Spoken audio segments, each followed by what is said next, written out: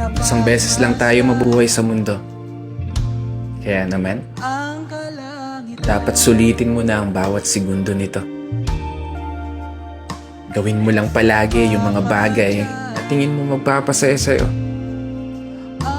Puntahan yung mga lugar na gusto makita ng mga mata mo.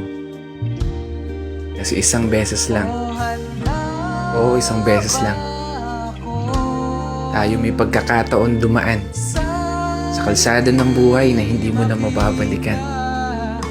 Dahil habang tumatanda tayo, meron tayong isang bagay na malimit na kakaligtaan. Yun ay maglaan ng oras para sa sarili nating kaligayahan. Kasi karamihan sa atin, puro trabaho na lamang nasa isip. Sa pagtulog na lang dinadaan yung pahinga habang namamasyal sa panaginip.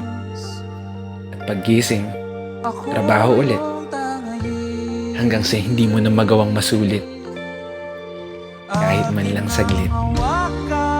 Yung oras na kay bilis pumipihit. Pero hindi ko sinasabi na huwag ka na magtrabaho. Gusto ko lang ipaalala sa'yo, ipaalala sa sarili ko, kapag dumating na yung araw na hindi mo na magagawang iakbang ang mga paa mo, paniguradong isa lang ang bagay na tatakbo sa isip mo. Sana pala ginawa ko na yung mga bagay na gusto ko. Sana pala sinulit ko na yung mga oras na meron ako. Kaya hindi pa huli, may pagkakataon ka pa. Hanggat hindi nagpaparamdam si Lord, wala ka pang dapat ipag-alala. Hanggat hindi ka pa tumatago sa pintuan, wala kang dapat ipangamba. Dahil hanggat humihinga ka, magagawa mo pa.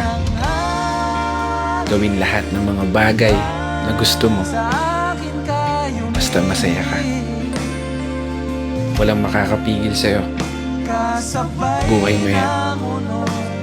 Kaya kung umabot ka hanggang dito at patuloy na nakikinig, maraming salamat.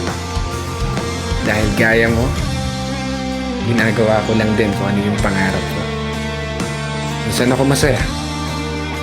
Sa paraan na to, magawa kong may bahagi sa iba. Kaya isang pagpupugay para sa lahat ng mga kapatid na motorista na patuloy sumasabay sa hamon ng buhay. This is your brother Matt for today's video.